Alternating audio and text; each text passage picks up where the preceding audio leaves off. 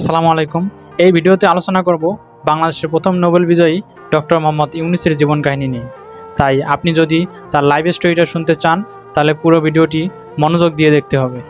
চলেন তাহলে শুরু করা যাক। নোবেল বিজয়ী ডক্টর মোহাম্মদ ইউনূস 1940 সালে চট্টগ্রাম জেলার জন্মগ্রহণ করেন। তিনি চট্টগ্রাম কলেজ অ্যান্ড স্কুলে পড়াশোনা করেন। সপ্তম শ্রেণীতে পড়ার সময় তিনি বয়েজ স্কাউটে যোগ দেন এবং বয়েজ স্কাউটের পক্ষ থেকে মাত্র 15 বছর বয়সে যুক্তরাষ্ট্র, কানাডা, এশিয়া এবং ইউরোপের বিভিন্ন দেশ ভ্রমণ করেন। চট্টগ্রাম কলেজ অ্যান্ড স্কুল থেকে ম্যাট্রিক পরীক্ষায় মোহাম্মদ ইউনূস মেধা তালিকায় 16তম স্থান অধিকার করেন। এরপর চট্টগ্রাম কলেজে ভর্তি হন। কলেজে তিনি নাটকে অভিনয় করে প্রথম পুরস্কার লাভ করেন।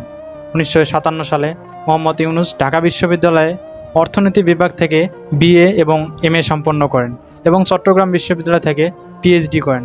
এরপর তিনি ব্যুরো অব ইকোনমিক্সে গবেষণা সহকারী হিসেবে যোগদান করেন। পরবর্তীকালে 1962 সালে চট্টগ্রাম কলেজে শিক্ষকতা করেন। 1971 সালে বাংলাদেশের স্বাধীনতা যুদ্ধের সময় মোহাম্মদ ইউনূস বাংলাদেশের পক্ষে বিদেশে জনমত গড়ে তোলা এবং মুক্তিযোদ্ধাদের সহায়তা করার জন্য সাংগঠনিক কাজে নিয়োজিত ছিলেন। 1972 সালে দেশে ফিরে তিনি চট্টগ্রাম বিশ্ববিদ্যালয়ের অর্থনীতি বিভাগের প্রধান হিসেবে দায়িত্ব পালন করেন।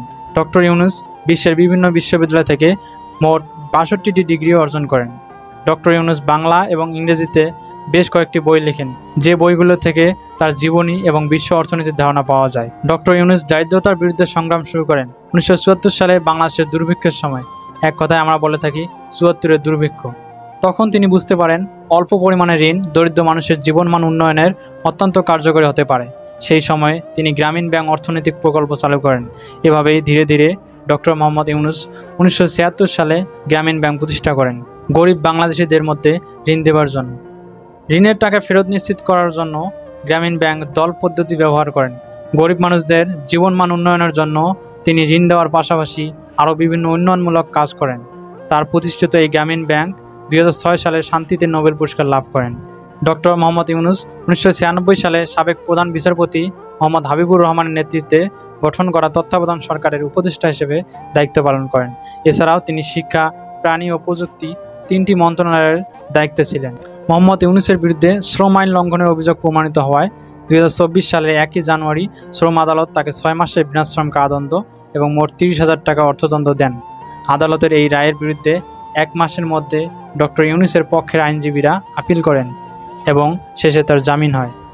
আদালতের রায়ের সময় ডক্টর ইউনূস বলেন, যে দোষ আমরা করি নাই সেই দোষের উপরেই শাস্তি পেলাম।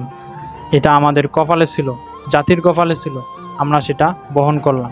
ডক্টর মোহাম্মদ ইউনূস জাতীয় ও আন্তর্জাতিক পর্যায়ে অনেক পুরস্কার লাভ করেন।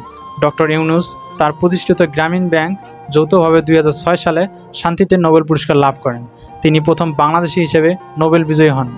এই ছিল ডক্টর মোহাম্মদ ইউনূসের সংক্ষিপ্ত জীবনী। কেমন লাগলো ভিডিওটি যদি ভালো লেগে থাকে তাহলে অবশ্যই সাবস্ক্রাইব করবেন এবং ফেসবুক পেজ থেকে দেখে থাকলে ফলো করবেন। ধন্যবাদ সবাইকে।